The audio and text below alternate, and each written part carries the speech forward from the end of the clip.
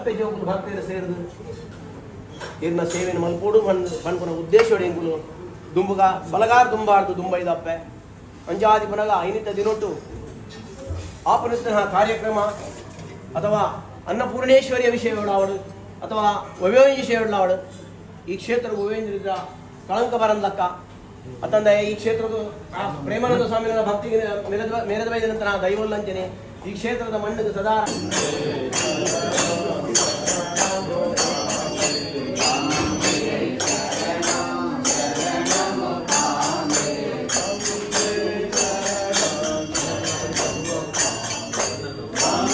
ಸೇರಿದ ಗೊತ್ತಿನ ಸೇವೆ ನಾನಾ ನೀರಿದ ತಪ್ಪು ನಮ್ಮ ತಪ್ಪಾದಿಪ್ಪು ಹೂ ತಪ್ಪಾಯ್ತರ ಆ ತಪ್ಪುಗೆ ಇರು ಕ್ಷಮೆಯನ್ನು ಕೊರಂದು ಇನ್ನಿತ್ತ ದಿನೊಟ್ಟು ಮೂಜಿ ಮುಕ್ಕಾಲಗಳಿಗೆ ಶಾಂತ ರೂಪಡು ಬತ್ತದು ಇನ್ನಿತ್ತ ದಿನೊಟ್ಟು ಪೊರ್ಲುಡು ನೆರವೇರಿಸದು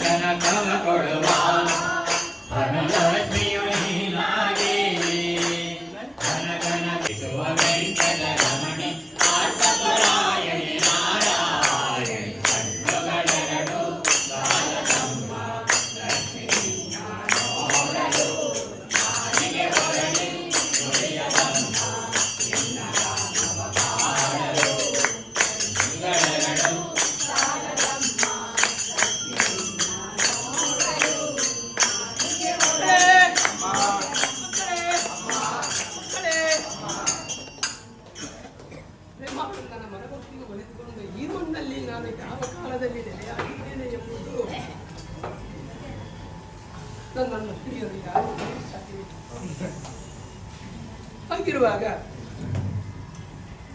ಭಕ್ತನ ಭಕ್ತಿಗೆ ಮೆಚ್ಚಿಕೊಂಡಿದ್ದೆ. ಮನೆಯೊಳಗೇನೆ ಆವೇಶ ರೂಪವಾಗಿ ಬಂದೆ. ಭಕ್ತನ ಸಾಧನೆಗೆ ಮೆಚ್ಚಿದೆ, ಭಕ್ತನ ಪ್ರೀತಿಗೆ ಮೆಚ್ಚಿದೆ, ಭಕ್ತನ ಭಕ್ತಿಗೆ ಮೆಚ್ಚಿದೆ. ಹಾಗಿರುವಾಗ ಆ ಭಕ್ತನ ಕೋರಿಕೆ ಏನಿತ್ತೋ ಆ ಕೋರಿಕೆ ಅನುಸಾರವಾಗಿ ಅಂದಿನಿಂದ ಹಿಡಿದು ಇಂದಿನ ತನಕ ನಡೆಸಿಕೊಂಡು ಬಂದೆ.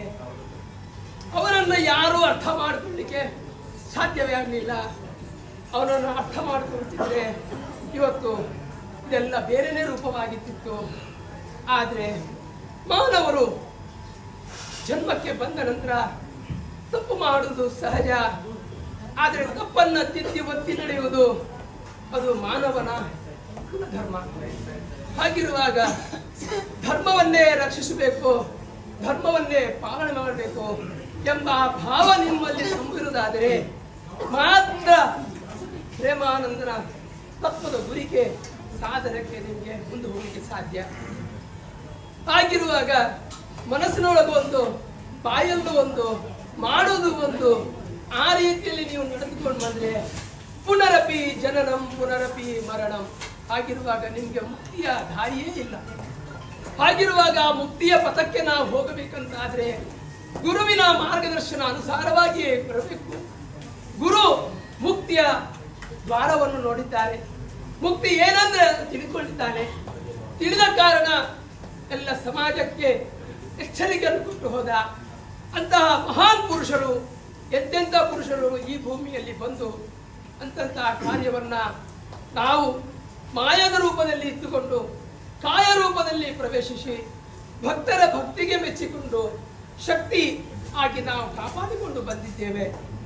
ಹಾಗಿರುವಾಗ ಇಂದಿನ ದಿನ ಏನೋ ಪ್ರೀತಿಯಿಂದ ಭಕ್ತಿಯಿಂದ ನೀವು ನನ್ನನ್ನು ಲಾಲಿಸಿ ಆಲಿಸಿ ಕುಣಿಸಿ ಪ್ರೀತಿಯಿಂದ ನನ್ನ ಇವತ್ತಿನ ವಿಜಯದಶಮಿಯಂದು ತಾಯಿ ಅನ್ನಪೂರ್ಣೇಶ್ವರಿ ರೂಪದಲ್ಲಿ ಬಂದು ಎಲ್ಲರಿಗೂ ಒಂದು ವರಪ್ರಸಾದವನ್ನು ಕೊಡಬೇಕಂತ ನಿಮ್ಮೆಲ್ಲರ ಅಭಿಪ್ರಾಯ. ಹಾಗಿರುವಾಗ ನಿಮ್ಮ ಭಕ್ತಿ ಮತ್ತು ಶಕ್ತಿ ಇದು ಒಂದು ಎಳ್ಳಿನ ಕಾಲಿನಾಗಿರಬೇಕು. ಯಾವ ರೀತಿಯಲ್ಲಿ ನಿಮ್ಮ ಎಣ್ಣೆ ಇರುತ್ತೋ ಅಷ್ಟ ತನಕ ಅದರಲ್ಲಿ ಬತ್ತಿ ಎಂಬುದಿರುತ್ತೆ. ಆ ಬತ್ತಿ ಯಾವ ಅಷ್ಟು ತನಕ ಉರಿತದೋ ಅಷ್ಟ ತನಕ ಅದು ಪ್ರಕಾಶಮಾನವಾಗಿರ್ತದೆ. ಅದು ಅದಕ್ಕೆ ಸ್ವಲ್ಪ ಏನಾದರೂ ಆಲಸ್ಯತನ, ಉಂಡುತನ, ಬೇಡವಾದದ್ದು ದುಷ್ಟ ಶಕ್ತಿ ಚಟದಿಂದ, ದುಷ್ಟ ಬುದ್ಧಿಯಿಂದ ಏನಾದರೂ ಮಾಡಲಿಕ್ಕೆ ನೀವು ಪ್ರಯತ್ನ ಮಾಡಿದರೆ ಆ ದೀಪವು ಆರಿ ಹೋಗಬಹುದು. ಹಾಗಿರುವಂತ ಆ ಕತ್ತಲೆಗೆ ನಾವು ಒಳಗಾಗಬಾರದು. ನಾವು ಕ್ಷೇತ್ರಕ್ಕೆ ಬಂದಲ್ಲಿ ನಮಗೆ ದಾರಿ ದೀಪವಾಗಿರುವಂತ ಈ ಪ್ರೇಮಾನಂದನ ಒಂದು ಕ್ಷೇತ್ರ, ಆ ಕ್ಷೇತ್ರದ ಅನುಗುಣ, ಅದರ ಮಹಿಮೆ, ಅದರ ಕೊಂಡಾಡವನ್ನ ಈಗ ತಾನೇ ನೀವೆಲ್ಲ ಹೇಳಿದ್ದೀರಾ. ಈ ಕಣ್ಣು ಎರಡು ಸಾಲದು, ಬಾಯಿ ಹೊಗಳಿಕೆ ಕೂಡ ಸಾಲದು. ಹಾಗಿರುವಾಗ ಈ ನಿಮ್ಮ ಕಣ್ಣಿನ ಚಕ್ಷು ಎಷ್ಟರ ತನಕ ಎಷ್ಟು ನೋಡ್ತೀರೋ ಅಷ್ಟರ ತನಕ ಮಾತ್ರ ನಿಮ್ಮ ದೂರದೃಷ್ಟಿ ಇರುವುದು ಅಲ್ವೇ. ಸೂಕ್ಷ್ಮ ದೃಷ್ಟಿ ನಿಮಗೆ ಕಣ್ಣಿಗೆ ಕಾಣದು ಅಲ್ವಾ. ಸೂಕ್ಷ್ಮದಲ್ಲಿ ನಾನಿದ್ದೇನೆ, ಎಲ್ಲರೊಳಗೂ ನಾನು ಸೂಕ್ಷ್ಮದಲ್ಲಿದ್ದೇನೆ. ಆದರೆ ನೀವು ನನ್ನನ್ನೇ ಒಳಗೆ ನೀವು ನೋಡಲಿಕ್ಕೆ ಪ್ರಯತ್ನವನ್ನು ಮಾಡಿದ್ರೆ ನಿಮಗೆ ನಾನು ಸದಾಕಾಲ ನಿಮ್ಮ ಎದುರು ನಿಮ್ಮ ಹತ್ತಿರನೇ ಇದ್ದೇನೆ ಎಂಬುದು ನಿಮಗೆ ಮನವರಿಕೆ ಆಗಬಹುದು. ಆ ಸೂಕ್ಷ್ಮ ಶರೀರ ಅಂದ್ರೆ ಏನು? ಈಗ ನೀವು ಎಲ್ಲ ಇರುವುದು ಸ್ಥೂಲ ಶರೀರ, ನಿಮ್ಮದು ಎಲ್ಲರೂ ಸ್ಥೂಲ ಶರೀರ. ಈ ಸ್ಥೂಲ ಶರೀರದಲ್ಲಿ ಒಂದು ಸೂಕ್ಷ್ಮ ಶರೀರ ಎಂಬುದಿದೆ. ಆ ಸೂಕ್ಷ್ಮ ಶರೀರಕ್ಕೆ ನೀವು ಮಾಡಿದ ಕರ್ಮವನ್ನು ಅನುಭವಿಸಬೇಕಾಗತ್ತೆ. ಕಾಯಕ್ಕೆ ಪೆಟ್ಟೇನಿಲ್ಲ, ಕಾಯ ಜಡವಾಗಿರುತ್ತದೆ. ಅದು ನೀವು ತಗೊಂಡೋಗಿ ಸ್ಮಶಾನಕ್ಕೆ ಆಗಿ ಅಗ್ನಿಯಿಂದ ಸ್ವಾಹ ಮಾಡಿ ಅದನ್ನು ಮಣ್ಣು ಮಾಡಿ ಬಿಡ್ತೀರಾ. ಹಾಗಿರುವಾಗ ಸೂಕ್ಷ್ಮ ಶರೀರ ನೀವು ಏನೆಲ್ಲ ಮಾಡಿದ್ದೀರೋ ಉಂಟೋ ಅದು ಸೂಕ್ಷ್ಮಕ್ಕೆ ಯಮ ನಿಯಮಾನುಸಾರವಾಗಿ ಅದಕ್ಕೆ ದಂಡ ನಿಯಮ ಇದ್ದೇ ಇದೆ. ಹಾಗಿರುವಾಗ ನೀವೆಲ್ಲರೂ ತಿಳಿದೋ ತಿಳಿಯದೆಯೋ ಏನೋ ತಪ್ಪಾಗಿರಬಹುದು. ಅಂತ ತಪ್ಪನ್ನ ಶಕ್ತಿಯಲ್ಲ, ನಾಮವಲ್ಲ, ಯಾವ ಶಕ್ತಿ ಆದ್ರೂ ಚಿಂತೆ ಇಲ್ಲ, ಯಾವ ನಾಮ ಆದ್ರೂ ಚಿಂತೆ ಇಲ್ಲ. ಎಲ್ಲ ನದಿಯ ನೀರು ಎಲ್ಲಿ ಸೇರುವುದು? ಸಮುದ್ರಕ್ಕೆ ತಾನೇ. ಹಾಗಿರುವಾಗ ಇಂತಹ ಮಹಾಸಾಗರದಲ್ಲಿ ನೀವೆಲ್ಲರೂ ನನ್ನ ಹತ್ತಿರ ಬಂದು ನಿಮ್ಮ ಭಜನಾನುಸಾರವಾಗಿ ನಿಮ್ಮ ಭಜನೆ ಒಳಗೇನೆ ನಿಮಗೆ ಎಲ್ಲ ಅರ್ಥ ಸಾರಾಂಶಗಳೆಲ್ಲ ಐತೆ. ಅತ್ತ ಇತ್ತ ಓಡಬೇಕಂತ ಅವಶ್ಯಕತೆ ಇಲ್ಲ. ಅದನ್ನು ಸ್ವಲ್ಪ ತಿಳಿಲಿಕ್ಕೆ ಪ್ರಯತ್ನವನ್ನು ಮಾಡಿ ಅದನ್ನು ಮುಚ್ಚಿಟ್ಟಿದ್ರೆ ಗ್ರಂಥವು ನಿಮಗೆ ಯಾವಾಗಲೂ ಕೂಡ ದಾರಿದೀಪವಾಗಿರಬೇಕು. ಅದು ನಿಮಗೆ ಕಗ್ಗತ್ತಲಾಗಬಾರದು. ಹಾಗಿರುವಾಗ ನಾನು ಅನೇಕ ರೂಪದಲ್ಲಿದ್ದೇನೆ. ನಿಮ್ಮೆಲ್ಲರಿಗೂ ಎಲ್ಲರೂ ರೂಪದಲ್ಲಿ ಒಂದೊಂದು ರೂಪ ಬೇರೆ ಬೇರೆ ಇದೆ. ಆದ್ರೆ ನೀವು ಜನ್ಮ ಕೊಟ್ಟಂತಹ ತಾಯಿ, ಆ ಮಕ್ಕಳಿಗೆ ತಾಯಿಯಾಗೇ ಇದ್ದೀರಲ್ಲ ನೀವೆಲ್ಲ. ಹಾಗಿರುವಾಗ ಆ ಪದವಿ ನಿಮಗೆ ನಾನು ಕೊಟ್ಟದ್ದು, ಆ ಪದವಿ ನಿಮಗೆ ನಾನು ಕೊಟ್ಟದ್ದು. ಯಾಕೆಂದ್ರೆ ನನ್ನನ್ನು ಎಲ್ಲ ರೂಪದಲ್ಲಿ ಯಾರು ನೋಡಲು ಸಾಧ್ಯವಿಲ್ಲ. ಹಾಗಿರುವಾಗ ನಿಮ್ಮೊಳನೇ ನಾವು ಇಟ್ಟುಕೊಂಡು ನಿಮ್ಮೊಳಗಡೆ ಇಟ್ಟುಕೊಂಡು ನಾನು ನನ್ನ ಸೃಷ್ಟಿಯನ್ನು ಚಲಿಸ್ತಾ ಇದ್ದೇನೆ. ಅದರಲ್ಲಿ ನಿಮ್ಮ ವಿಷಯ ವಾಸನೆಗಳೆಲ್ಲ ಕಾಮ, ಕ್ರೋಧ, ಮದ, ಮತ್ಸರ, ಅಹಂಕಾರದಿಂದ ನೀವೇ ಬಳಲುತ್ತೀರಾ ಅದರಲ್ಲಿ. ಹಾಗಿರುವ ಅಂತ ಬಳಲುತನದಿಂದ ಏನೋ ಕಣ್ಣ ನೀರು ತೆಗೆದು ಅಮ್ಮ ನನಗೆ ಶರಣಾಗಿದ್ದೇವೆ, ನಮಗೆ ದಯಪಾಲಿಸು, ದಯ ತೋರು, ಕರುಣಾಮಯಿ, ನಿನ್ನಂತಹ ದಯಾಮಯಿ ಯಾರಿಲ್ಲ, ನೀನು ಹೊರತು ನನಗೆ ಯಾರಿದ್ದಾರೆ ಅಮ್ಮ, ನನ್ನ ಕೈ ಬಿಡಬೇಡ, ನನ್ನ ಕೈ ಹಿಡಿಸು, ನೀನು ನಡೆಸ್ಕೊಂಡು ಬಾ ಅಂತ ನಿಮ್ಮ ಪ್ರಾರ್ಥನೆ ನಿಮ್ಮಲ್ಲಿ ನಿತ್ಯವೂ ಇದ್ರೆ ಖಂಡಿತವಾಗಿ ನಿಮಗೆ ನಾನು ನನ್ನ ನಿಜ ದರ್ಶನವನ್ನು ತೋರಿಸಿಕೊಡ್ತೇನೆ. ಈ ಮಾತು ಎಂದಿಗೂ ಸುಳ್ಳಾಗದು. ಈ ಮಣ್ಣಲ್ಲಿ ಕೊಟ್ಟಂತಹ ವೇದವಾಕ್ಯ ಬೇರೆ ಬೇರೆ, ಎಲ್ಲ ಕಡೆಯಲ್ಲಿ ನಡೆಯುವಂತಹ ದರ್ಶನ, ಆವೇಶ, ಪಾತ್ರೆಯೇ ಬೇರೆ. ಅದೆಲ್ಲವೂ ಕೂಡ ಎಲ್ಲ ನನಗೆ ಕ್ಷೇತ್ರ ಎಷ್ಟಿದೆ ಎಂದು ನನಗೂ ಗೊತ್ತಿಲ್ಲ. ಹಾಗಿರುವಾಗ ನನ್ನ ಕ್ಷೇತ್ರ ಎಷ್ಟಿದೆ ಅಂತ ನನಗೇನೆ ಗೊತ್ತಿಲ್ಲ. ಆದರೆ ನನ್ನ ಭಕ್ತರು ನನ್ನನ್ನು ಯಾವ ಯಾವ ರೂಪದಿಂದ ಆಚರಣೆ ಮಾಡ್ತಾರೋ ಅಂತಂತ ರೂಪದಲ್ಲಿ ಅವರಿಗೆ ತಥಾಸ್ತು ಹೇಳಬೇಕು ವಿನಃ ನೀವು ಮಾಡಿದ್ದಕ್ಕೆ ನಾನು ದಂಡನೆ ಕೊಡುವವಳು ನಾನಲ್ಲ. ಯಾಕೆಂದ್ರೆ ಒಳ್ಳೆದು ಮಾಡಿದ್ರೆ ಅದು ನಿಮಗೇನೆ, ಕೆಟ್ಟದ್ದು ಮಾಡಿದ್ರೇನೆ ಅದು ನಿಮ್ಮ ಪಾಲಿಗೆನೆ. ಹಾಗಿರುವಾಗ ನಮ್ಗೆ ಯಾವುದು ಬೇಕು ಎಂಬುದನ್ನು ನೀವು ಬುದ್ಧಿಜೀವಿಗಳು, ನೀವು ತಿಳಿದವರು ಆ ಪ್ರಕಾರವಾಗಿ ತಿಳಿದುಕೊಂಡು ಬನ್ನಿ, ಆ ಪ್ರಕಾರ ನಡೆದುಕೊಂಡು ಬನ್ನಿ. ನಿಮ್ಮೆಲ್ಲರ ತಪ್ಪನ್ನ ಈ ಮಣ್ಣಲ್ಲಿ ಪ್ರತಿ ತಿಂಗಳಿಗೆ ನಾನು ಸಂಕ್ರಾಂತಿಯಂದು ಇಲ್ಲಿ ಉಪಸ್ಥಿತರಾಗಿದ್ದೇನೆ. ನನ್ನ ಸೇವೆಗೆ ಬರುವವರು ಬರ್ಬೋದು. ನನ್ನತ್ತ ಈ ನನ್ನ ಸಮುದ್ರದ ತೀರ್ಥ ಯಾರಿಗೆ ಬೇಕು, ಯಾರ್ಯಾರ ಜೀವನ ಪಾವನ ಮಾಡಬೇಕು ಎಂಬ ಭಾವನೆಯಲ್ಲಿ ಯಾರಿಗಿದೆಯೋ ಅಂತವರಿಗೆ ಮಾತ್ರ ನಾನು ದಯಾಮಯರು.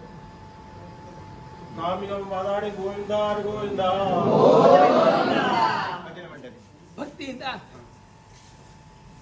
ಮನೆ ಕೆಲಸ ಸಂಸಾರದ ಜವಾಬ್ದಾರಿಯನ್ನೆಲ್ಲವನ್ನು ಬಿಟ್ಟು ತಾಯಿಯ ಓಲೆ ಭಕ್ತರು ಕರೆದಿದ್ದಾನೆ.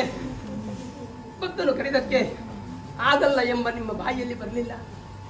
ಏನೇ ಆಗಲಿ, ಕಷ್ಟ ಏನಾದರೂ ಕೂಡ ತಾಯಿಯ ಒಂದು ಸೇವೆ, ಅಳಿಲ ಸೇವೆ ಆದರೂ ಮಾಡಿಕೊಂಡು ಬರೋಣ ಅಂತ ನಿಮ್ಮ ಭಾವನೆ ಪ್ರಕಾರವಾಗಿ ನೀವು ಬಂದಿದ್ದೀರಾ.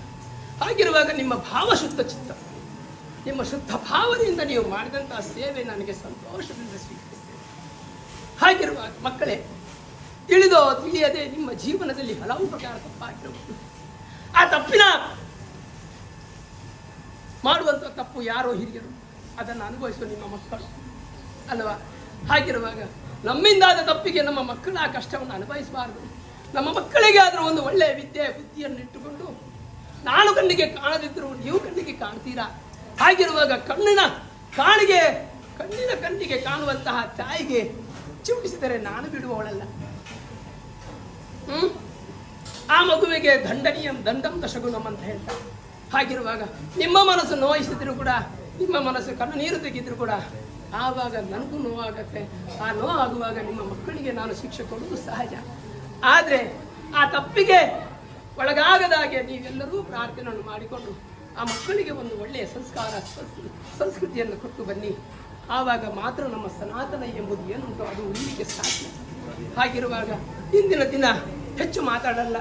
ಬಂದವರು ಪ್ರಸಾದವನ್ನು ಪಡೆದುಕೊಂಡು ಅನ್ನ ಪ್ರಸಾದವನ್ನು ಸ್ವೀಕರಿಸಿ, ಇನ್ನೇನಾದರೂ ಹೆಚ್ಚಿಗೆ ಕೇಳಬೇಕಂತ ಏನಾದರೂ ಇದ್ದರೆ, ಇವರಿಗೆ ಆಸೆ ಕುತೂಹಲ ಇದ್ದರೆ, ನಾನು ಮಾಸದೊಂದು ತಿಂಗಳಿಗೆ ಸಂಕ್ರಾಂತಿಯೊಂದು ಬರ್ತೇನಲ್ವೇ, ಆವಾಗ ಬಂದು ನನ್ನಲ್ಲಿ ಅವರವರ ಕಷ್ಟವನ್ನು ವಿಚಾರಿಸಿದಲ್ಲಿ ಅವರವರ ಕಷ್ಟಕ್ಕೆ ಪ್ರಶ್ನೆಗೆ ಉತ್ತರವನ್ನು ಕೊಟ್ಟು ಖಂಡಿತವಾಗಿ ಮೂಕಾಂಬಿಕೆ ತಾಯಿ ಪ್ರೇಮಾನಂದನ ಧರ್ಮ ಮುಂದಿಟ್ಟುಕೊಂಡು ಕೈ ಎತ್ತಿಕೊಡುವಂತಹ ಪ್ರಸಾದದಲ್ಲಿ ಸರ್ವರೂಪದಲ್ಲಿಯೂ ಅಷ್ಟಲಕ್ಷ್ಮಿಯಾಗಿ ಸೌಭಾಗ್ಯವತಿ ಆಗುವಂತಹ ಅನುಗ್ರಹ ಆಶೀರ್ವಾದವನ್ನು ಇಟ್ಟುಕೊಟ್ಟು ಕಾಪಾಡ್ತೇನೆ.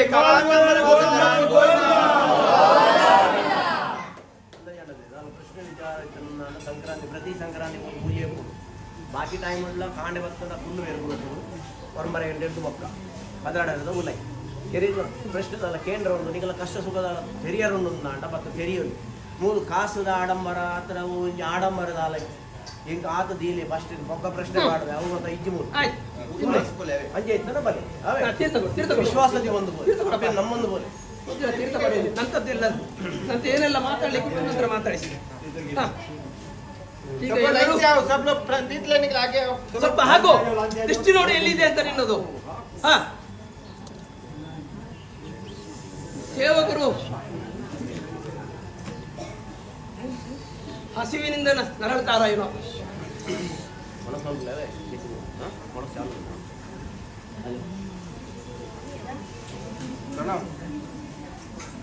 उधर से वो साइड से राउंड मार के आ जाओ, राउंड से आ जाओ, पीछे से घूम के आ जाओ चलो जल्दी हो जाएगा, एक ही बार जल्दी हो जाएगा, घूम के आ जाओ जल्दी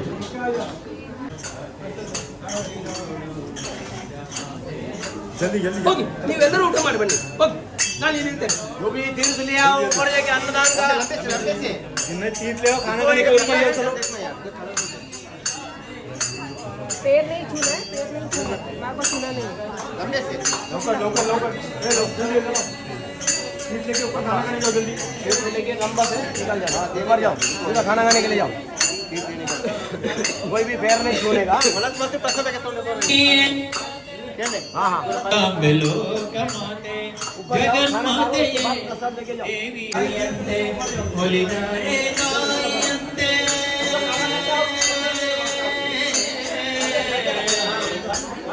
मुलिधारे गायन्ते मुनिधारे मारियन्ते मुलिधारे गायन्ते मुनिधारे मारियन्ते इदा निन्नय शरणभ ನಂಬಿ ಬಾದೆ ಇದೋ ನಿನ್ನಯ ಚರಣ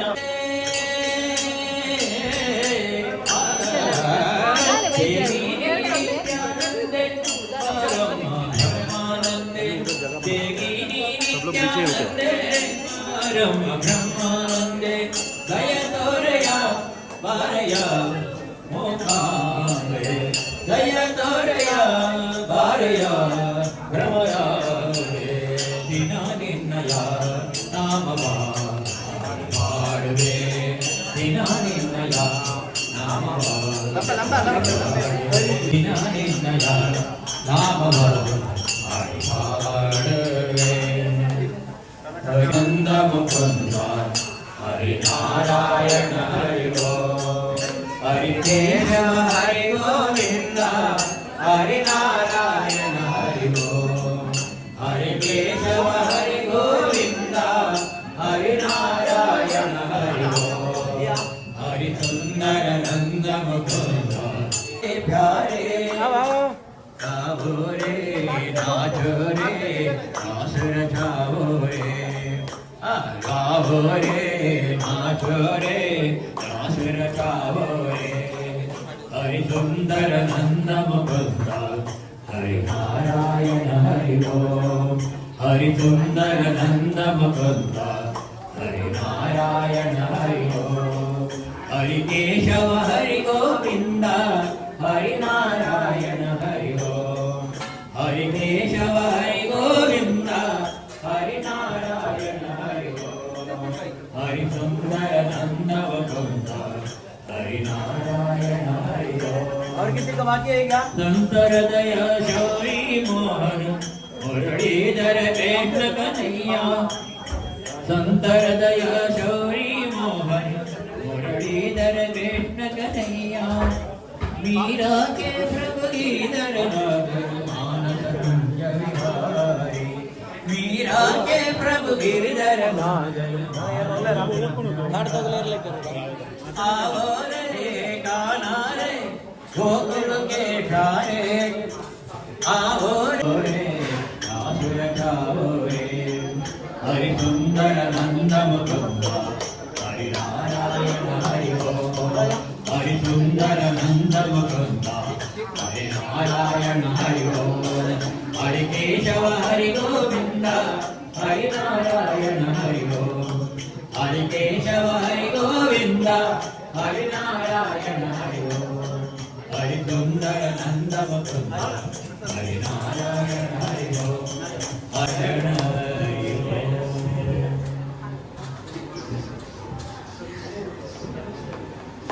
रक्षा करो जगदम्बा भवानी रक्षा करो जगदम्बा भवानी रक्षा करो जगदम्बा भवानी निशिति निरृतो अम्ब अम्ब अम्ब निशिति निरृतो अम्ब अम्ब अम्ब रक्षा करो जगदम्बा भवानी रक्षा करो जगदम्बा भवानी वर्णवे वर्णवे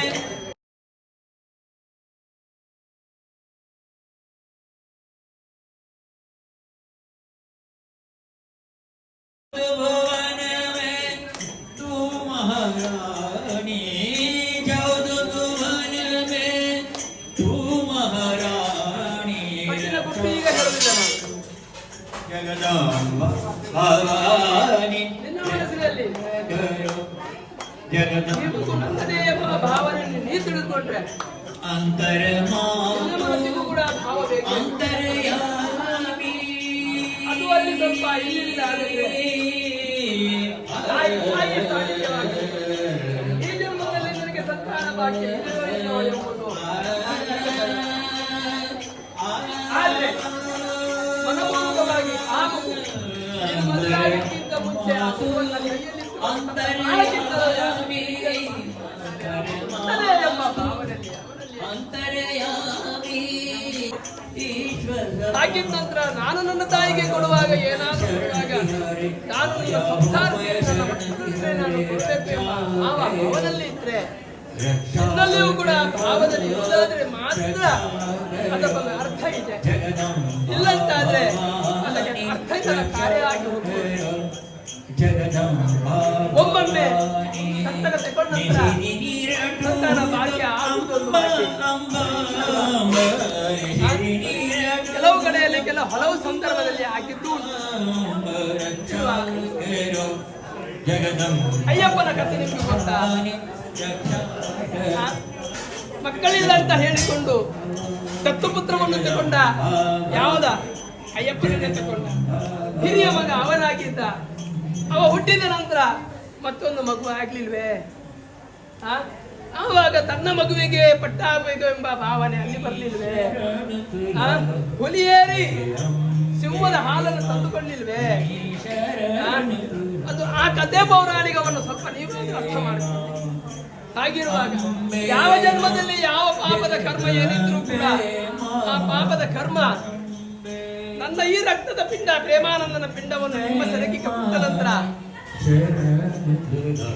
ನಿನಗೂ ಒಂದಲ್ಲ ಒಂದು ದಿವಸ ಆ ಪಿಂಡವನ್ನು ಇಡುವಂತ ಒಂದು ಭಾಗ್ಯ ಕೊಡ್ತೀರಿ ಮಾತ್ರ. ಖಂಡಿತ ಖಂಡಿತ ಖಂಡಿತ. ಆದ್ರೆ ಭಾವದಲ್ಲಿ ಮಾತ್ರ ನೀವು ಏನಾದ್ರೂ ಹೆಚ್ಚು ಕಡಿಮೆ ಮಾಡಿ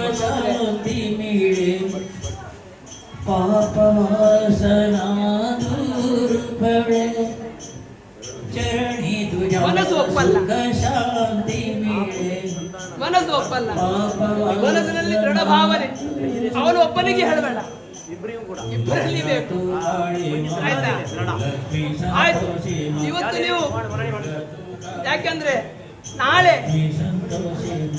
ಏನಾದ್ರೂ ಒಂದು ಕಾರಣ ಸಮಾಜಕ್ಕೆ ಬಂದ್ರೆ ಅವ ಒಬ್ಬರೇ ಪಾಪ ಇಲ್ಲಿ ನಾನು ನಿನಗೇನು ಒಪ್ಪಿಗೆ ಕೊಟ್ಟಿಲ್ಲ, ನೀನೇ ನಿನ್ನ ಮುಂದೆ ನಿನ್ನ ಇಚ್ಛಾನುಸಾರವಾಗಿ ಒಂದು ವಿಷಯ ನನ್ನಲ್ಲೇ ಕೇಳಬೇಕಿತ್ತು, ಕೇಳದೆ ನನ್ನ ಮನಸ್ಸಿಗೆ ಸಮಾಧಾನ ಇದೆ ಎಲ್ಲೋ ಎಂಬ ವಿಚಾರ ತಾಯಿ ದರ್ಶನದಲ್ಲಿ ಆಗಲಿ ಆವೇಶದಲ್ಲಿ ಆಗಲಿ ಎಷ್ಟೇ ಏನೇನಿದ್ರು ಕೂಡ ನನ್ನ ಪಾಲಿಗೆ ಒಂದೊಂದು ನನ್ನ ಕುಟುಂಬ ಸಂಸಾರಕ್ಕೆ ಅದು ರಕ್ತದ ಸಂಬಂಧ ಸರಿಯಾಗಿ ಹೋಗಲ್ಲ ಎಂಬ ಭಾವನೆ ಆಗಿದೆ. ನಿನ್ನ ಕುಟುಂಬ ಸಂಸಾರದ ರಕ್ಷಣೆ ನಿಮ್ಗಿಲ್ಲ, ನಿಮ್ಮಿಬ್ಬರಿಗೂ ಇಲ್ಲ. ನಿಮ್ಮ ಕುಟುಂಬ ಸಂಸಾರದ ಏನಿದ್ರು ಕೂಡ ಆ ದೋಷದಿಂದಲೇ ನಿಮ್ಮ ಹಿರಿಯರು ಮಾಡಿದ ಕಾರಣವಸ್ತುವಾಗಿ ಈಗ ನೀವು ಅದನ್ನು ಅನುಭವಿಸಿ ಅನುಭವಿಸುವನ್ನ ತಾಯೇ ನೀನು ತಾಯಾಗಿದ್ದಿ, ನನ್ನ ಮನೆಗೆ ನನಗೆ ಬಂಜೆ ಎಂಬುದ ಪ್ರಶಸ್ತಿಯನ್ನು ನೀನು ಕೊಡ್ತೀಯಾ ಎಂಬ ಪ್ರಾರ್ಥನೆ, ನಿಮ್ಮ ಭಾವನೆ, ನಿಮ್ಮ ಶುದ್ಧ ಅಂತರಂಗದಲ್ಲಿ ನೀವು ನನಗೆ ಪ್ರಾರ್ಥನೆ ಸಲ್ಲಿಸಿದಾದರೆ ನಾನು ಕೊಡುವಂತಹ ಪ್ರಸಾದ ಯಾವಾಗಲೂ ಉಂಟಾಗಬಾರದು ಎಂಬುದೊಂದು ಭಾವನೆ. ಹಾಗಿರುವಾಗ ಆ ಪ್ರೇಮಾನಂದನ್ನು ನೋಡುವಾಗ ನನಗೂ ಕಣ್ಣು ನೀರು ಬರ್ತಿಗೆ ಮಕ್ಕಳೇ.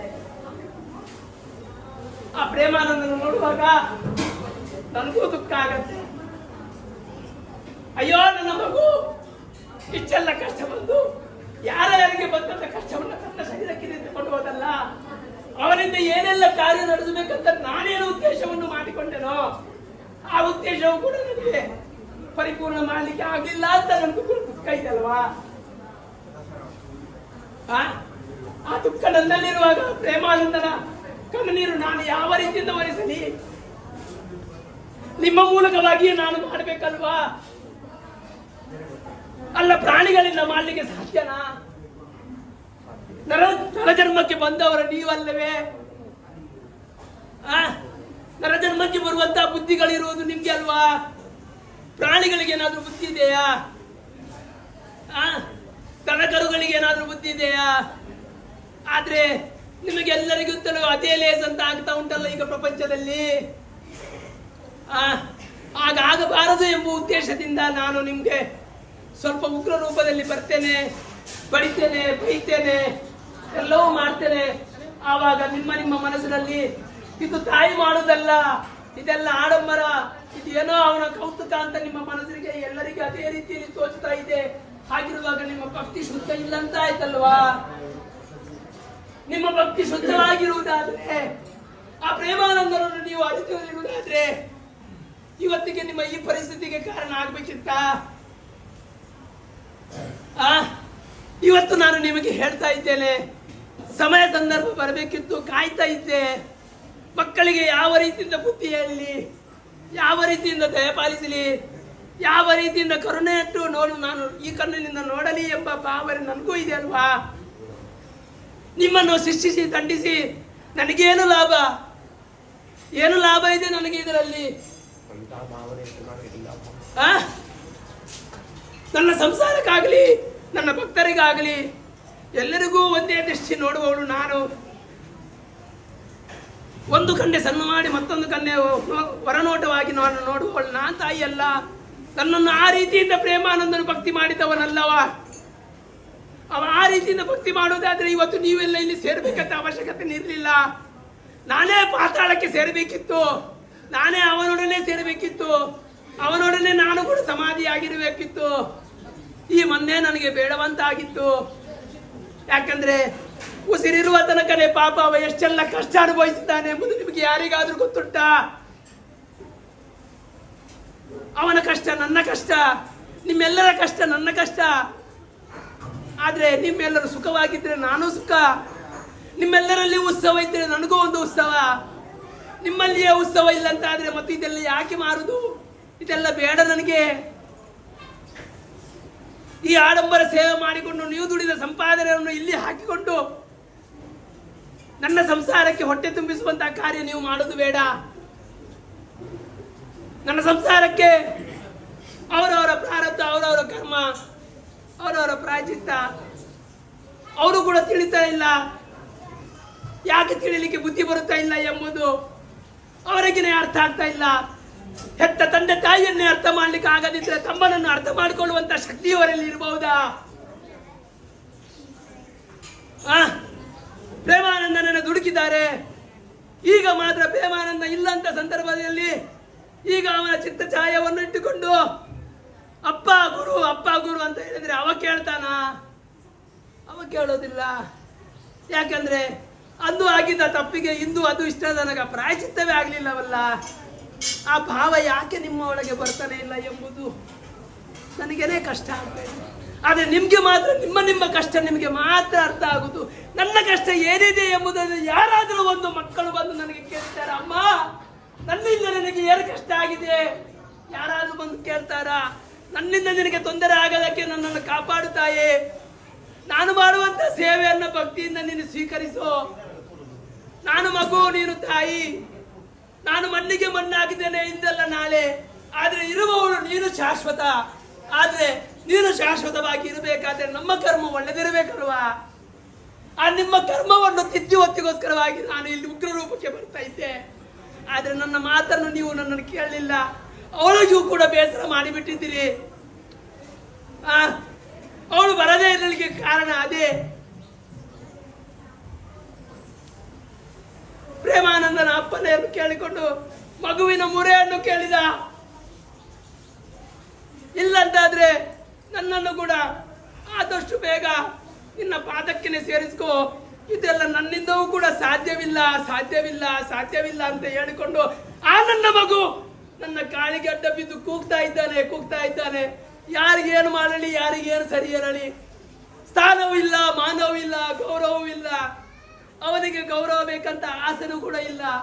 ಆದ್ರೆ ಆ ಗೌರವ ಕೊಡಬೇಕಾದದ್ದು ಯಾರಿಗೆ? ಅವನ ತಂದೆಗೆ ಬೇಕಾದ ಗೌರವ. ತಂದೆಯ ಸ್ಥಾನದಲ್ಲಿ ಅವ ಇದ್ದಾನೆ. ಆದ್ರೆ ತಂದೆಯ ಸ್ಥಾನಕ್ಕೆ ಒಂದು ಗೌರವ ಕೊಡಬೇಕು ಅಂತ ಭಾವನೆ ಇಲ್ಲಿ ಯಾರಿಗೂ ಇಲ್ಲ.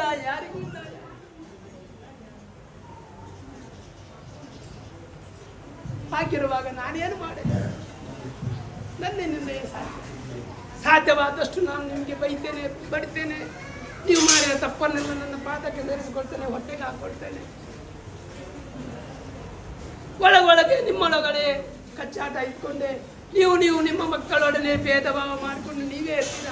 ಆದ್ರೆ ಅವ ಮಾತ್ರ ಮಕ್ಕಳಲ್ಲಿ ಭೇದ ಭಾವ ಮಾಡುದಿಲ್ಲ. ಯಾಕೆ ಗೊತ್ತಾ? ಪ್ರೇಮಾನಂದನ ವಂಶ ಅದು, ಪ್ರೇಮಾನಂದನ ಮಕ್ಕಳದು.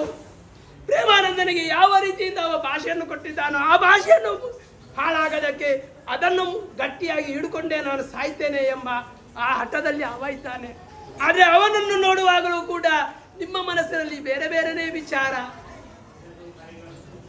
ಆ ಮಕ್ಕಳ ಮಕ್ಕಳಿಗೆ ಆ ಬುದ್ಧಿ ಇಲ್ಲ. ಆ ಮಕ್ಕಳು ಪಾಪ ಅವನ ನಡುವೆ ಒಳ್ಳೆಯ ಪ್ರೀತಿಯಿಂದ ನೋಡ್ತಾ ಇದ್ದಾರೆ, ಕೇಳ್ತಾ ಇದ್ದಾರೆ, ನೋಡ್ತಾರೆ. ಆದ್ರೆ ನಿಮ್ಮ ದೃಷ್ಟಿ ನೋಡುವಾಗ ನಿಮ್ಮ ಬುದ್ಧಿಯೇ ಬೇರೆನೇ ಆಗ್ತಾ ಉಂಟಲ್ವಾ? ಅವ ತೋರಿಸಿಕೊಡುವುದಿಲ್ಲ ಮಾತ್ರ, ಅಷ್ಟು ಮಾತ್ರ. ಭಾವದಲ್ಲಿ ಒಳಗೆ ಇಟ್ಕೊಂಡು ಎಷ್ಟು ಕೂಗ್ತಾನೋ, ಎಷ್ಟು ನಡುತ್ತಾನೋ, ಅವ ಏನೆಲ್ಲ ಆಸೆಯನ್ನು ಪಡುತ್ತಾನೋ, ಆ ಆಸೆ, ತಂದೆಯ ಆಸೆ ನಾವು ಪೂರ ಮಾಡಿದ್ರೇನೆ ನನಗೇನಾದರೂ ಒಂದು ಮುಕ್ತಿಯ ಸಾಧಿ ಸಿಗಬಹುದು. ನನಗೆ ಮುಕ್ತಿ ಅಲ್ಲ, ನನ್ನ ತಂದೆಯವರಿಗೆ ಮುಕ್ತಿ ಸಿಗಬೇಕು ಅಂತ. ಪ್ರೇಮಾನಂದನಿಗೆ ಒಂದು ಮುಕ್ತಿ ಆಗ್ಬೇಕು ಬೇಡವಾ? ಅವ ಇಲ್ಲಿಯೇ ನಿರಂತರವಾಗಿರಬೇಕಾ? ಯಾಕೆಂದ್ರೆ ಆಸೆ ಯಾವಾಗಲೂ ಸಾಯುವುದಿಲ್ಲ, ಆಸೆ ಯಾವಾಗಲೂ ಶಾಶ್ವತವಾಗಿರ್ತದೆ. ಹಾಗಿರುವಾಗ ಅವನ ಆಸೆ ಅದು ಪೂರ್ತಿ ಆಗಬೇಕಾದ್ರೆ ನೀವು ಅವರ ರಕ್ತಪಿಂಡ ಆಗಿರುವಾಗ ನೀವು ಅದರ ಒಳಗೆ ಒಂದು ದೊಡ್ಡ ಮೊಳಗೆ ಹಾಕಿ ಒಂದು ಕಸಿ ಮರ ಆಗಿ, ಮರ ಆದ ನಂತರ ಅದಕ್ಕೆಲ್ಲ ಫಲ ಬರುವಂತಹ ಸಂದರ್ಭ, ನೀವು ಮಾಡಿದಂಥ ಕರ್ಮದ ಫಲ ಅದು ನಾಳೆಗೆ ಒಂದು ಮರವಾಗಿ ಪ್ರೇಮಾನಂದನಿಟ್ಟಂಥ ಮರದ ಫಲ ಈಗ ನೀವು ತಿಂತಾ ಇದ್ದೀರಾ. ನಾಳೆ ನೀವು ಬಿದ್ದು ಹಾಕಿದ ಫಲವನ್ನು ನಿಮ್ಮ ಮಕ್ಕಳಿಗೆ ಆಗಬೇಕು ಎಂಬ ಆ ಭಾವನೆ ನಿಮ್ಮೆಲ್ಲರ ಒಳಗೆ ಆ ಭಾವ ಬರಬೇಕು.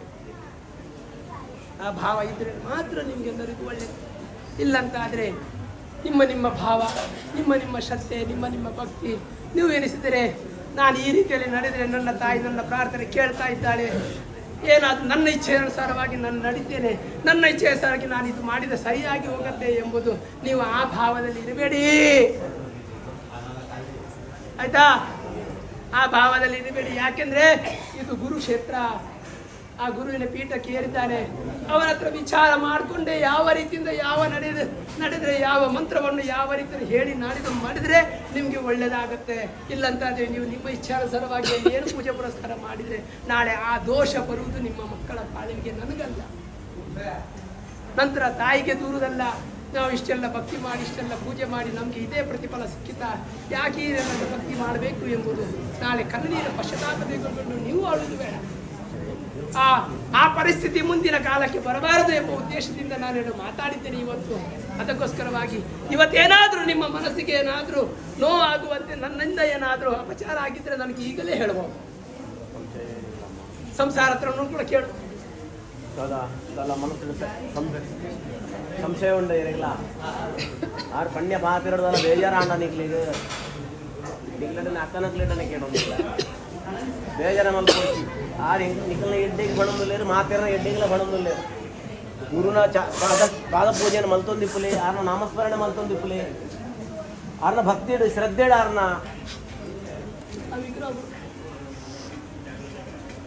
ಪ್ರಾರ್ಥನೆ ಮಲ್ತೊಂದಿಪ್ಪುಲೆ ಊರಾಗೆಲ್ಲ ಸರಿ ಹಾಕೋಣ.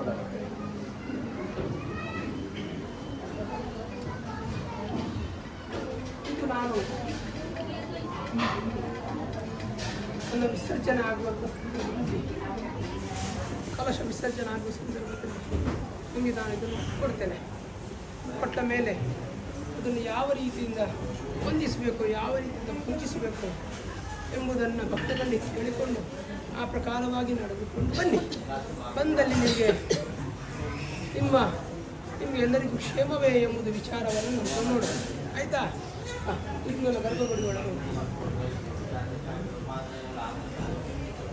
ಹೇಳಿಕೊಡ್ತೇನೆ. ಯಾಕೆಂದ್ರೆ ನಾಳೆ ಇದನ್ನು ತಗೊಂಡೋಗಿ ನಿಮ್ಮ ಮನಸ್ಸಿಗೆ ಮತ್ತೊಂದು ಭಾರ ಆಗಬಾರದು. ಅರ್ಥ ಆಯ್ತಾ? ಅದು ಬೇಕೋ ಬೇಡೋ ಎಂಬುದು ನಿರ್ಣಯ ನಿಮ್ದು ಇರಬೇಕು. ನನ್ನನ್ನು ತಗೊಂಡು ಹೋಗ್ತೀರಾ? ಯಾಕೆಂದ್ರೆ ನಾನು ಚಂಡಿಕ ರೂಪದಲ್ಲಿ ನನಗೆ ಪರಿಪೂರ್ಣವಾಗಿ ಶುದ್ಧವಾಗಿ ಅದರಲ್ಲಿ ನನ್ನ ಪ್ರಾಣ ಪ್ರತಿಷ್ಠೆ ಆಗಿದ್ದು. ಇಲ್ಲಿಂದ ತಗೊಂಡು ಹೋದ ನಂತರ ಅದಕ್ಕೆ ತಕ್ಕ ನಿಯಮಾನುಸಾರವಾಗಿ ನಡೀಲಿಕ್ಕೆ ಸಾಧ್ಯವಾದರೆ ಮಾತ್ರ ನಾನು ತಗೊಂಡು ಹೋಗ್ತೇನೆ. ಇಲ್ಲಂತಾದರೆ ಅದಕ್ಕೆ ನಿನಗೆ ಬೇಕಾದ ಸಮಯ ಕೊಡ್ತೇನೆ. ಬರುವ ಮಾಸದಲ್ಲಿ ನನ್ನ ಹತ್ರ ಬಂದು ಭೇಟಿಯಾಗ, ನೀವು 3 ಬಂದು ಭೇಟಿಯಾಗಬೇಕು. ಆವಾಗ ಅದನ್ನು ಕೊಡ್ತೇನೆ. ಅಷ್ಟ ತನಕ ನನ್ನ ಸಂತಾನ. ಯಾಕೆಂದರೆ ನೀವು 3 ಮಂದಿ 4 ಮಂದಿ ಮಕ್ಕಳನ್ನು ಸೇರಿಕೊಂಡು ಹೇಗೆ ವಿಚಾರ ಏನಂತ ತಿಳ್ಕೊಳ್ಳಿ. ತಿಳಿದ ನಂತರ ಮಗನ ಹತ್ರನೇ ಒಂದು ವಿಚಾರ ಮಾಡಿಕೊಂಡು ನಾಳೆ ಅವ ಬೇಡ ಅದನ್ನು ಕುಡಿದುಕೊಂಡು ಏನಾದರೂ ಬಂದೆ ಇಲ್ಲಿ ಬರ್ತಾ ಇದ್ದಾನೆ ಮತ್ತು ಅಲ್ಲಿ ಮಾಡಲಿಕ್ಕೆ ಏನು ಹೆಚ್ಚು ಸಮಯ ತಗೊಳ್ಳಿಕ್ಕಿಲ್ಲ. ಅರ್ಥ ಆಗ್ತದೆ? ಇದೆಲ್ಲ ಮಾಡಿಕೊಂಡು ಪಾಪಕ್ಕೆ ಒಳಗಾಗಬಾರದು. ಮಾಡಿದರೆ ಅದು ಪರಂಪರವಾಗಿ ನಾಳೆ ಅವನ ಲಗ್ನ ಮುಹೂರ್ತವಾದರೆ ನಾಳೆ ಅವನ ಸಂತಾನಕ್ಕೆ ಅದು ಬರಲೇಬೇಕು. ಇಲ್ಲಂತಾದ್ರೆ ಅವ ಮಾಡದಿದ್ರೆ ಮತ್ತು ನಾಳೆ ಅದಕ್ಕೆ ಯಾರು ಗತಿ? ನನಗೆ ಗತಿ ಇಲ್ಲದಾಗಿ ನೀವು ಮಾಡ್ತೀರಾ? ನಾನು ಬರ್ಲಿಕ್ಕೆ ಬರ್ತೇನೆ, ನಾಳೆ ನನಗೆ ಅಲ್ಲಿಗೆ ಗತಿ ಇಲ್ಲ ಅಂತ ಆದ್ರೆ ವಂಶ ಬೇಕಲ್ಲ. ಅವನಿಗೆ ಮದುವೆ ಆಗ್ಲಿಕ್ಕಿಲ್ಲ ಅಂತ ಆದ್ರೆ ಸನ್ಯಾಸಿಯಾಗಿ ಅವ ಇರುವುದಾದ್ರೆ, ಅವನಿಗೆ ಜವಾಬ್ದಾರಿ ಬೇಡ ಅಂತ ಆದ್ರೆ, ಅವರವರು ಇರುವ ತನಕ ಮಾತ್ರ ನನಗೆ ಆಡಂಬರದ ಭಕ್ತಿ ಬೇಡ. ನನಗೆ ವಂಶಂಪರವಾಗಿ ನಿನ್ನ ಕುಟುಂಬಕ್ಕೆ ನಾನು ಬರಬೇಕಂತ ಆದ್ರೆ, ವಂಶಂಪರವಾಗಿ ಬರಬೇಕಾದ್ರೆ ಇವನು ಲಗ್ನ ಮುಹೂರ್ತ ಆಗಲೇಬೇಕು. ಲಗ್ನ ಮುಹೂರ್ತ ಆಗದಿದ್ರೆ ನಾನು ನಿನಗೆ ಅದು ಕೊಡುವುದಿಲ್ಲ. ಅಲ್ಲ, ನನ್ನ ಮಾತಿನಲ್ಲಿ ಏನಾದ್ರು ಸಂಶಯ ಇದ್ರೆ ಹೇಳ ಮಗ. ಅದೆಲ್ಲ ವಿಚಾರವನ್ನು ಮಾಡಿಕೊಂಡು ಮಾಸಿಕಕ್ಕೆ ಬನ್ನಿ, ಕೇಳಿ ಕೊಡ್ತೇನೆ. ಲಗ್ನ ಯೋಗ ಅವರು ಲಗ್ನ ಯೋಗ ಮೂರ್ತಿ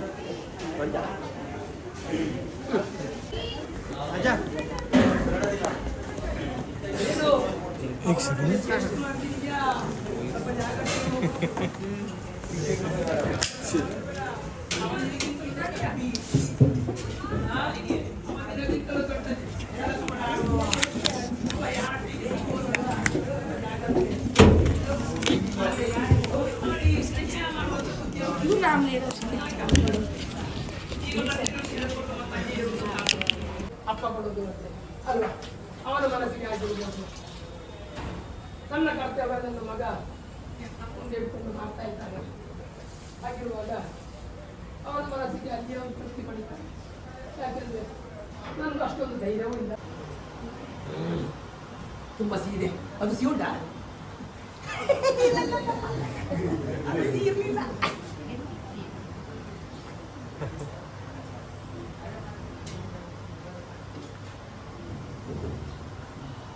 ನೀವೆಲ್ಲ ನಗಡಬೇಡಿ ಆಯ್ತಾ? ಅವನನ್ನು ನೋಡಿ ನಗಡಬೇಡಿ ನೀವು. ಅದೊಂದು ವಿಚಿತ್ರ ಪ್ರಾಣಿ. ಹೇಳಿದೆ ನಾನು ಹೇಳಿದಂತೆ ನೀವೆಲ್ಲ ಹೇಳಿಕೊಂಡು ಬಿಡ್ತೀನಿ ನಾನೀಗ. ಆಯ್ತಾ? ಈಗ ಅವ ಏನೋ ಸ್ವಲ್ಪ ಒಂದು ಮೌನವಾಗಿದ್ದಾನೆ ನಿಜ, ಆದ್ರೆ ಮನಸ್ಸಿನಲ್ಲಿ ಏನು ಕೊರಗುತ್ತಾನೆ ಅವನಲ್ಲಿ ಇಲ್ಲ. ಎಲ್ಲವೂ ತಾಯಿ ಮೇಲೆ ನೀನು ಅಂತ ಹಾಕಿಬಿಡ್ತೀಯಲ್ಲ, ಏನಿದ್ರು ಕೂಡ ಅವಳೇ ಸರಿ ಮಾಡಬೇಕು, ಅವಳೇ ನೋಡಬೇಕು ಅಂತ ನಿನ್ನ ಬಾಯಿಯಲ್ಲಿ ಅಷ್ಟು ಬಂದ್ರೆ ಅದಕ್ಕೊಂದು 2 ಅರ್ಥದ ದಾರಿ ಆಗತ್ತೆ. ಏನು 2 ಅರ್ಥವಿಲ್ಲ. ನಾಳೆ ಅವ ತಟ್ಟನೆ ಏನಾದ್ರೂ ಹೆಚ್ಚು ಕಡಿಮೆ ಆದ್ರೆ ನಿನ್ನಲ್ಲಿ ಸಹಿಸಿಕೊಳ್ಳುವಂತಹ ಶಕ್ತಿನೂ ಇಲ್ಲ. ಯಾಕೆಂದ್ರೆ ಅಪ್ಪನ ಕಾರ್ಯ ಮುಂದೂಡಿಕೊಂಡು ನನ್ನಿಂದ ಆಗದ ಕಾರ್ಯವನ್ನ ನನ್ನ ತಮ್ಮನಿಂದ ನಡೆಸ್ತಾ ಇದ್ದಾನೆ ಎಂಬ ಆ ಭಾವ, ಆ ಪ್ರೀತಿ ಅವನಲ್ಲಿ ಇದೆ. ಇದ್ದ ಕಾರಣ ಸ್ವಲ್ಪ ಇಲ್ಲಿ ಎಲ್ಲ ತಗಡುಂಟಲ್ಲ, ಅದು ಸ್ವಲ್ಪ ಬಿಸಿ ಬಿಸಿ ಆಗ್ತಾ ಉಂಟು ಪ್ರಾಯ ಬರುವಾಗ. ಅದು ನೀನು ಸ್ವಲ್ಪ ತ್ಯಜಿಸು. ಯಾಕೆಂದರೆ ನೀನು ಪ್ರೇಮಾನಂದನ ಸ್ಥಾನದಲ್ಲಿ ಇದ್ರೂ ಕೂಡ ಪ್ರೇಮಾನಂದನ ಸ್ಥಾನ ಅಲ್ಲಿ ಪೀಠಕ್ಕೇರಿ ತಂದೆ ಆಗಿರಬಹುದು, ಆದರೆ ಅವ ನಿಮಗೆ ತಂದೆ ಅಲ್ಲ. ಅದಕ್ಕೆಲ್ಲ ಮಿಕ್ಕಿದ ಈ ಕಾಯ ನನ್ನದಾಗಿದೆ. ಹಾಗಿರುವಾಗ ನನಗಿಂತ ಮಿಗಿಲಾದ ಏನಾದ್ರೂ ಉಂಟೆ? ನನಗಿಂತ ಮಿಗಿಲಾದದ್ದು ಏನಾದ್ರೂ ಉಂಟೆ? ಇಲ್ಲ. ಹಾಗಿರುವಾಗ ನೀವು ಭಕ್ತಿಯಿಂದ ಶ್ರದ್ಧೆಯಿಂದ ಅವನಲ್ಲಿ ಪ್ರೀತಿಯಿಂದ ಇದ್ದುಕೊಂಡು ಮನಸ್ಸಿನಲ್ಲಿ ಕಲ್ಮಶವನ್ನು ಇಲ್ಲದೆ, ಮಕ್ಕಳಲ್ಲಿ ಭೇದ ಭಾವ ಮಾಡದೆ, ಒಳ್ಳೆಯ ರೀತಿಯಿಂದ ಸುಸಂಗವಾಗಿ ನಿಮ್ಮ ಸಂಸಾರಕ್ಕೆ ಹುಳಿಯುಂಡು ಹಾಗೆ ಕಾರ್ಯವನ್ನು ನೀವೇ ಮಾಡಬೇಡಿ. ಏನಿದ್ರೂ ಕೂಡ ಬಾಯ್ಬಿಚ್ಚು ಮಾತಾಡಿಕೊಂಡು ನಿಮ್ಮ ಮನಸ್ಸಿಗೆ ಸಂತೋಷದ ಆಳವನ್ನು ನೀವು ತನ್ನಿ. ಮನಸ್ಸಿನಲ್ಲೇ ಒಳಗೆ ಕೊರಗುತನ ಇದ್ರೆ ಅದು ನಾಳೆಗೆ ನಿಮಗೇನೆ ವಿಷ ವಿಷ ವಿಷ. ಅದಕ್ಕೋಸ್ಕರವಾಗಿ ನಾನು ಹೇಳಿದ್ದೆ, ನೀವು ಕೊಡುವಾಗ ನನಗೆ ಅಮೃತವಂತ ಕೊಡ್ತೀರೋ ಅಲ್ಲ ವಿಷವಂತ ಕೊಡ್ತೀರೋ? ಬಾಯಲ್ಲಿ ಹೇಳಿ ನನಗೆ ಅಮೃತವನ್ನು ಕೊಟ್ಟು ಒಳಗೆ ನನಗೆ ವಿಷ ಕುಡಿಸಿದರೆ ಅದು ನಾಳೆ ಅದರ ಪರಿಣಾಮವೇ ಬೇರೆ ಬೇರೆ ಬೇರೆ. ಹಾಗಿರುವಾಗ ಆ ಪರಿಣಾಮಕ್ಕೆ ಒಳಗಾಗಬೇಡಿ ಅಂತ 1-2 ಮಾತು ಹೇಳಿದ್ದ.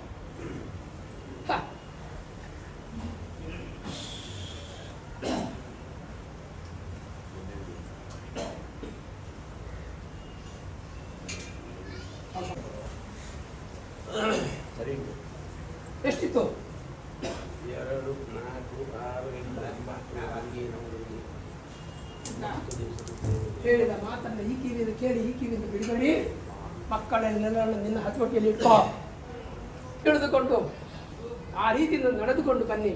ಆವಾಗ ಅವರಿಗೂ ಕೂಡ ಸ್ವಲ್ಪ ಭಯ ಇರ್ತದೆ.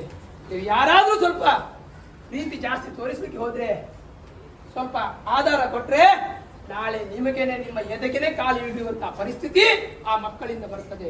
ಹಾಗಿರುವಾಗ ಅದಕ್ಕೆ ಆಶ್ವಾದವನ್ನು ನೀವು ಕೊಡಬಾರದು. ಇವತ್ತೇ ನಾನು ಹೇಳಿದ್ದು, ಇನ್ನು ಮುಂದಕ್ಕೆ ಈ ಮಾತನ್ನು ನಾನು ಹೇಳುದಿಲ್ಲ. ಅಷ್ಟೇ, ನಿನಗೂ ಅಷ್ಟೇ ಹೇಳುದು. ನೀನು ಕೂಡ ಈ ಸಂಸಾರದಲ್ಲಿ ಒಂದು ಸಮಪಾಲು ಇದೆ. ಹಾಗಿರುವಾಗ ಮಕ್ಕಳಲ್ಲಿ ಯಾವ ವಿಷಯವನ್ನು ಮಾತಾಡಬೇಕು ಅದೇ ವಿಷಯವನ್ನು ಮಾತಾಡಬೇಕು. ಆದದ್ದು ಹೋದದ್ದು ವಿಷಯಗಳೆಲ್ಲ ಮಕ್ಕಳ ಕಿವಿಗೆ ತುಂಬಿಸುವುದಲ್ಲ. ಮಕ್ಕಳಿಗೆ ನೀತಿ ಹೇಳಬೇಕು, ಬುದ್ಧಿ ಹೇಳಬೇಕು, ಸಾರಿ ಹೇಳಬೇಕು. ನಿನ್ನ ಅಣ್ಣ ತಮ್ಮಂದಿರು ಏನಿದ್ದಾರೆ ಎಂಬುದನ್ನು ವಿಚಾರ ಮಾಡಿಕೊಂಡು ಮಾತಾಡ. ಹಾಗಿರುವಾಗ ಅವರು ಆ ರೀತಿಯಲ್ಲಿದ್ದಾರಾ ಎಂಬುದನ್ನು ತಿಳಿದುಕೋ. ಭಕ್ತಿಯಿಂದ ಶ್ರದ್ಧೆಯಿಂದ ಸಂಸಾರವನ್ನು ಎಲ್ಲರನ್ನು ಒಗ್ಗಟ್ಟು ಮಾಡಿಕೊಂಡು ಮಕ್ಕಳಲ್ಲಿ ಭೇದ ಭಾವ ಹುಟ್ಟಿಸಿದಾಗೆ ಮಕ್ಕಳಲ್ಲಿ ಐಕ್ಯತೆಯನ್ನು ಏಕಭಾವನೆಯಿಂದ ಎಲ್ಲರನ್ನು ನೋಡುವಂತ ಸದ್ಬುದ್ಧಿಯನ್ನು ಇಟ್ಟುಕೊಂಡು ಪ್ರೇಮಾನಂದನ ಕಾಲದಲ್ಲಿ ಬೇಕಾದಷ್ಟು ಪ್ರವಚನಗಳೆಲ್ಲ ಕೇಳಿದ್ದು ನಿಮಗೆಲ್ಲರೂ ಗೊತ್ತಿರಬಹುದು. ಹೌದಲ್ಲ? ಸಂಸಾರ ಹೇಗಿರಬೇಕು, ಏನ್ ನಡಿಬೇಕು ಎಂಬುದೆಲ್ಲ ನೀವು ಕೇಳಿರ್ಬೋದು. ಕೇಳಿದ್ದನ್ನು ಆ ಪ್ರಕಾರವಾಗಿ ನಡೆದುಕೊಂಡು ಬನ್ನಿ. ಅನುಗ್ರಹ ನನ್ನದಿದೆ. ಪ್ರೇಮಾನಂದನಿಗೆ ನೀವು ಅಷ್ಟೆಲ್ಲ ಮಾಡಿಕೊಟ್ರೆ ಪ್ರೇಮಾನಂದನಿಗೆ ಇದಕ್ಕಿಂತ ಮಿಗಿಲಾದ ಸ್ವರ್ಗ ಬೇರೆ ಏನಾದ್ರೂ ಬೇಕಾ? ಅವ ಮಾಡಿದ ಸ್ವರ್ಗವನ್ನ ನರಕವನ್ನು ಮಾಡಲಿಕ್ಕೆ ಹೋಗಬೇಡಿ. ಅವ ಮಾಡಿದ ಸ್ವರ್ಗವನ್ನ ಈ ಸ್ವರ್ಗಕ್ಕೆ ಇನ್ನೂ ಮತ್ತೊಬ್ಬರು ಬಂದು ಅವನು ಮುಕ್ತಿ ಪಡೆಯುವಂತಹ ಕಾರ್ಯವನ್ನು ನೀವೆಲ್ಲರೂ ಮಾಡಿ. ಅಷ್ಟು ಮಾಡಿದ್ರೆ ನೀವು ಒಂದು ಪುಣ್ಯ ಕಟ್ಟಿಕೊಂಡಂತ ಹಾಗೆ. ಇದಕ್ಕಿಂತಲೂ ದೊಡ್ಡ ಪುಣ್ಯದ ಸೊತ್ತು ಯಾವುದೂ ಇಲ್ಲ ಮಕ್ಕಳೇ. ಆಯ್ತಾ? ಆಯ್ತು.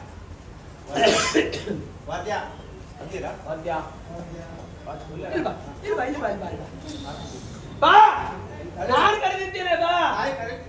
ಬಾ ಇಲ್ಲಿ, ಬಾ ಬಾ. ನಿನಗೂ ಒಂದು ಪಾಲಿದೆ. ಬಾ ಮಗು, ನೀನು ಕೂಡ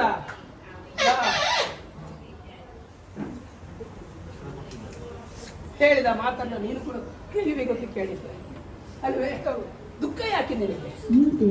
ಸಂತೋಷದ ಆಸೆ.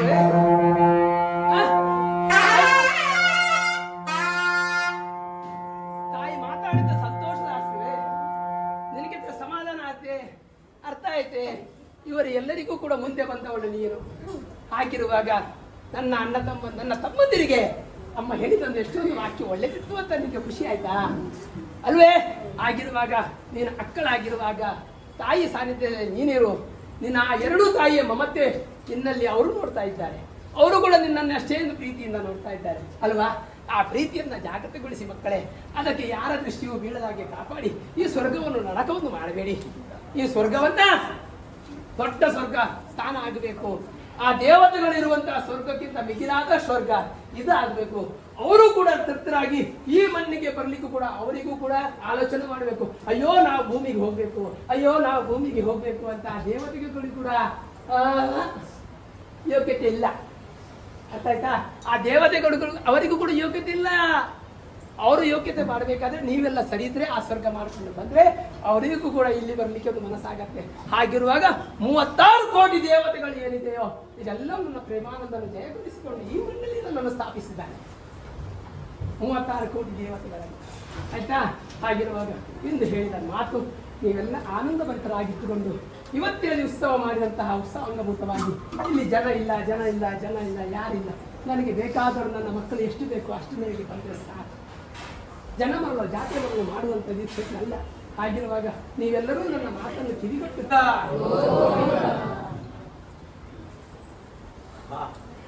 ಸ್ವಲ್ಪ ತಾಳು. ನನ್ನ ಮತ್ತೊಬ್ಬರ ಮತ್ತ ನಿನ್ನ ಧರ್ಮಕ್ಕಂತ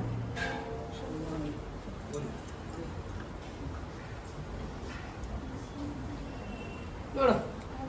ಸಂಸಾರದಲ್ಲಿ ನಿನಗೆ ಕುಟುಂಬ ಸಂಸಾರದಲ್ಲಿ ಯಾವುದೇ ಪ್ರಕಾರ ಸೂತಕ ಗೀತಕ ಏನಾದರೂ ಬಂದ್ರೆ 3 ದಿವಸದ ಮಾತ್ರ ಸೂತಕ ಪಾಲನೆ ನೀವು ಮಾಡಿ. ನನ್ನ ಈ ಮಣ್ಣಿಗೆ ಪ್ರೇಮಾನಂದನ ಆಜ್ಞೆ.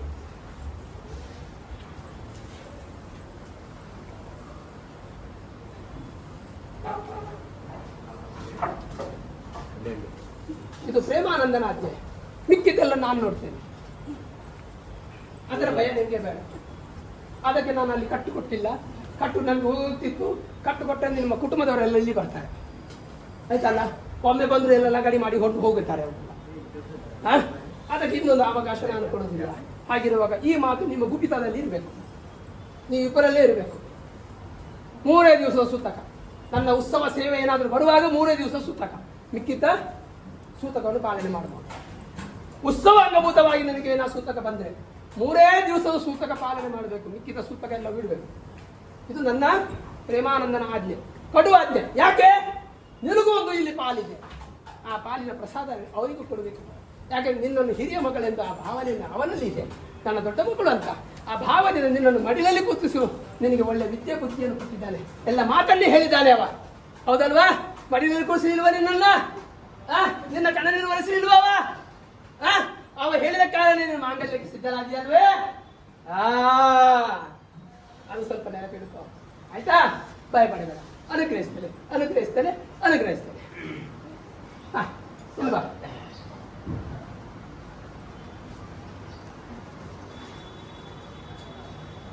ಏನು ಈ ಮಣ್ಣಲ್ಲಿ ನಿನ್ನ ಕುಟುಂಬ ಸಂಸಾರದಲ್ಲಿ, ನಿಮ್ಮಿಬ್ಬರ ಕುಟುಂಬ ಸಂಸಾರದಲ್ಲಿ ಯಾರೇ ಜನ್ಮಕ್ಕೆ ಬರಲಿ, ಯಾರು ಸಾಯಿ.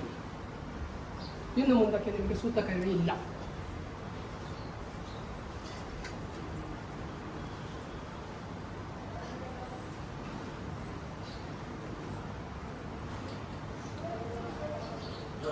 ಕಟ್ಟಿದ ಹುಟ್ಟಿಟ್ಟಿದ್ದೇನೆ.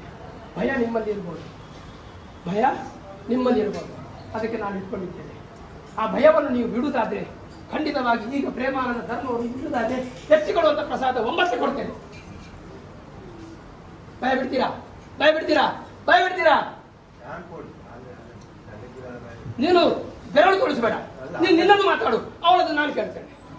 ಭಯ ಬಿಡ್ತೀರಾ? ಬಿಡ್ತೀರಾ? ನಿನ್ನ ಕುಟುಂಬ ಸಂಸಾರ ಏನಾದರೂ ಮಾತಾಡಲಿಕ್ಕೆ ಬಂದ್ರೆ ಅದಕ್ಕೆ ನಾನಿದ್ದೇನೆ, ಅದಕ್ಕೆ ನೀವು ಭಯ ಕೊಡ್ತೀರ. ಆಯ್ತಾ? ಆಯ್ತಾ? ಯಾಕೆಂದ್ರೆ ಇನ್ನು ಮುಂದಕ್ಕೆ ಹೋಗಪ್ಪ, ನಿನ್ನ ಕುಟುಂಬ ಸಂಸಾರ ಹೋಗ್ಲಿ, ಆ ಕುಟುಂಬ ಸಂಸಾರ ನಿನ್ಗೆ ಬೇಡ. ಇರ್ಲಿ, ಹೋಗು, ಬಾ, ನೋಡು, ಊಟ ಮಾಡು, ತಿನ್ನು, ಏನು ಮಾಡು, ತೊಂದರೆ ಇಲ್ಲ. ಆದ್ರೆ ನೀನು ಮಾತ್ರ ನಿನ್ನ ಮೂಲ ಕುಟುಂಬ, ನೀವಿಬ್ಬರ ಮೂಲ ಕುಟುಂಬ ಇದೇ ನಿಮ್ಗೆ. ಯಾಕಂದ್ರೆ ನೀವು ನನ್ನ ಹತ್ತಿರ ಇಟ್ಟುಕೊಂಡು ನನಗೊಂದು ತಂಬಿಗೆ ನೀರಿನಿಂದ ತಲೆಗೆ ಹಾಕ್ತಿದ್ದಿಲ್ಲ, ಮುಂಚೆ ಕೂಡ ಹಾಕಿದ್ದಿ, ಈಗಲೂ ಹಾಕಿದ್ದಿ. ಹಾಗಿರುವಾಗ ಅದನ್ನು ನಾನು ಹೇಗೆ ಮಾಡಲಿ? ನನಗೆ ಇಂಥ ಮಕ್ಕಳು ಅಂತ ಭಕ್ತರು ಬೇಕು, ಅವರಂತಹ ಭಕ್ತಿಗಳು ಬೇಕು.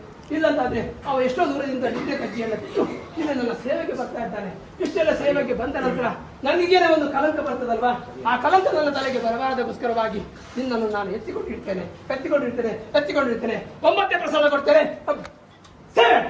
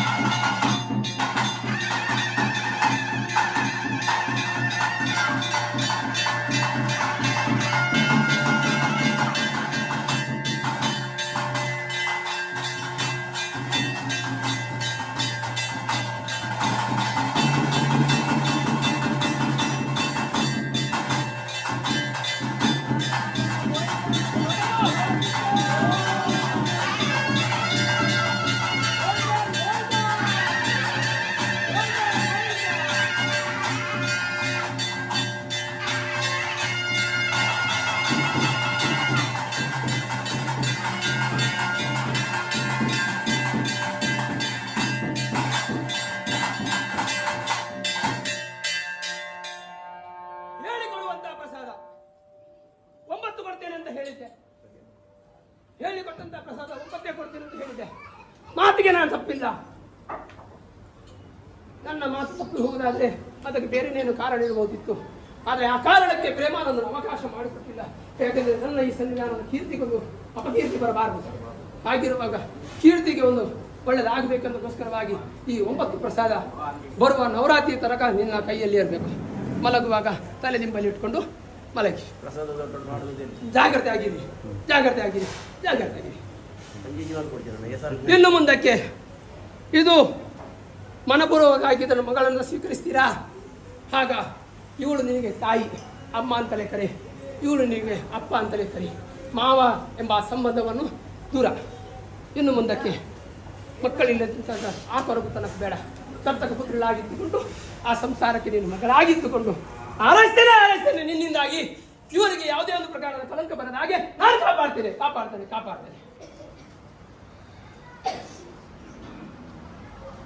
ಸಬ್ಬಾಷ್, ಇದು ಇರಬೇಕಾದಂತಹ ಬುದ್ಧಿ. ಇದು ಇರಬೇಕಾದಂತ ಬುದ್ಧಿ.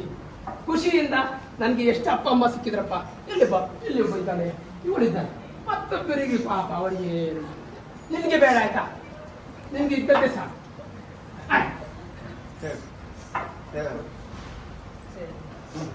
ಏನಾದ್ರೂ ಹೇಳಿಕೆ ಉಂಟಾ? ಸಮಸ್ಯೆಗಳೇನಾದ್ರೂ ಉಂಟಾ? ಹಾಗಾದ್ರೆ ಕಲಶವನ್ನು ನಾನು ವಿಸರ್ಜನೆ ಮಾಡಿಕೊಂಡೇ ಹೋಗ್ಬೇಕಾ, ಅಲ್ಲ ನೀವು ವಿಸರ್ಜನೆ ಮಾಡ್ತೀರಾ? ನಮ್ಗೆ ಇಷ್ಟ ಆಯ್ತಾ? ಆಯ್ತು ಸರ್, ಬರ್ತೇನೆ. ಆಯ್ತು ಮಕ್ಕಳೇ, ದಲಿದವರೆಲ್ಲ ಸ್ವಲ್ಪ ಗಟ್ಟಿಯಾಗಿ ಊಟ ಮಾಡಿ ಸ್ವಲ್ಪ ಆರಾಮ್ ಮಾಡಿಕೊಂಡು ನನ್ನ ಕಲಶವನ್ನ ಒಳ್ಳೆ ರೀತಿಯಿಂದ ವಿಸರ್ಜನೆ ಮಾಡಿ. ನನಗೆ ಶಯನ ಆಗುವಾಗ ತನಕ ನೀವು ಎಲ್ಲಿ ಇಲ್ಲ. ಆಯ್ತಾಯ್ತು, ಆ ಅಮ್ಮನ ಸೇವೆ ಮಾಡಿ. ಹಾಗಿರುವಾಗ ಇಲ್ಲಿ ಇದ್ದು ನನಗೆ ಕಡೆಗೆ ಶಯನಕ್ಕೆ ಒಂದು ಹೂವಾದ ಇಟ್ಟುಕೊಂಡು ಹೋಗಿ ಪ್ರಾರ್ಥನೆ ಮಾಡಿ ಒಂದು ಹೂ ಇಡು. ಆಯ್ತಾ? ಆಯ್ತು, ಸೇರ್ತೀನಿ.